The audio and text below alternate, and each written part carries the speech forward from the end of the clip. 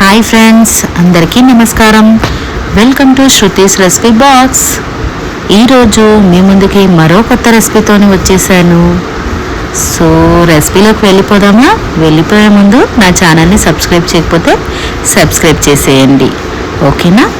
ఈరోజు మనం చేసుకోబోయే రెసిపీ ఏంటి అని అంటే ఫ్రైడ్ పన్నీర్ గ్రీన్ చట్నీ పులావ్.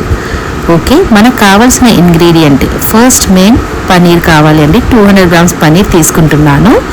ఒక ప్యాన్ పైన హాఫ్ టేబుల్ స్పూన్ ఆయిల్ వేసుకుని పన్నీర్ని పీసెస్గా క్యూబ్స్ లాగా మనకి వీడియోలో కనిపిస్తుందిగా ఆ విధంగా కట్ చేసుకుని నేను ఫ్రై చేసుకున్నాను.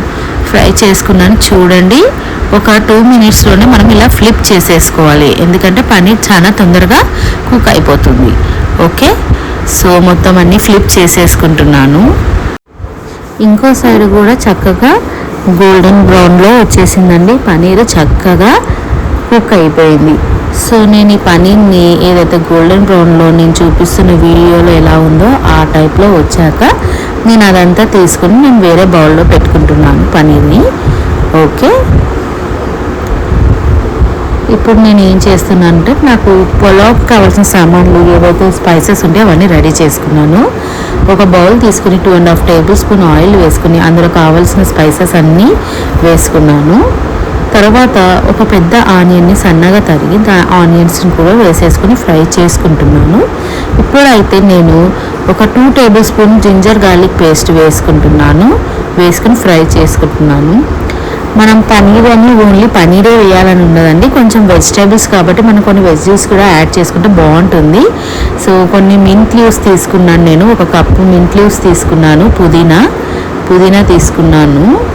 ఓకే, తర్వాత నేనైతే ఇందులో 1 కప్ క్యారెట్ వేసుకుంటున్నాను. తర్వాత 1 కప్ గ్రీన్ పీస్ వేసుకుంటున్నాను. ఫ్రోజన్వి దొరుకుతాయి మనకి సూపర్ మార్కెట్స్లో, నేనైతే ఎప్పుడు అవి మెయింటైన్ చేసుకుంటాను.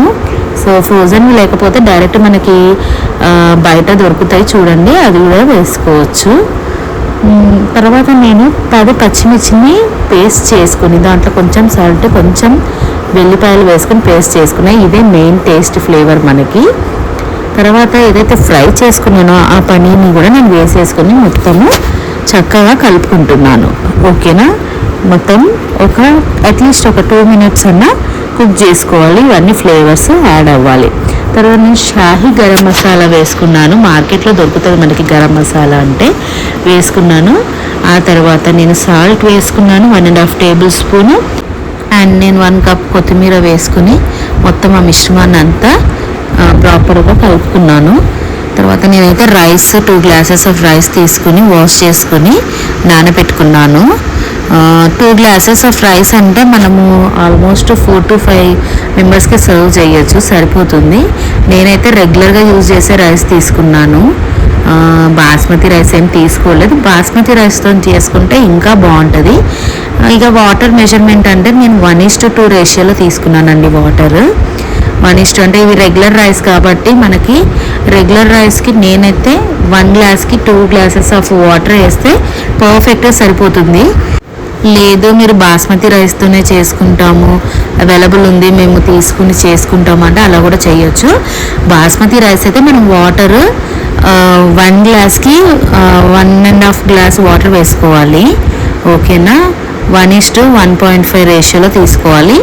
రెగ్యులర్ రైస్ అయితేనేమో 1:2 రేషియోలో వాటర్ తీసుకుంటే సరిపోతుంది, పర్ఫెక్ట్గా అవుతుంది పులావ్ రైస్. ఎందుకంటే చాలా మంది రైస్ అయ్యే విధానమే మెయిన్ మనకి మేజర్గా ఫ్లేవర్ ఇచ్చేది, ఎందుకంటే అది మెత్తగా అయిపోయింది అనుకో అంత బాగుండదు. నేనైతే ప్రెషర్ కుక్కర్ పెట్టేసుకున్నాను, 3 విజిల్స్ వచ్చేసింది. సూపర్గా రెడీ అయిపోయింది పులావ్, చాలా అంటే చాలా బాగా కుదిరిందండి. అయితే సడన్గా పులావ్ చేయాలని ఆలోచన ఎందుకు వచ్చింది అని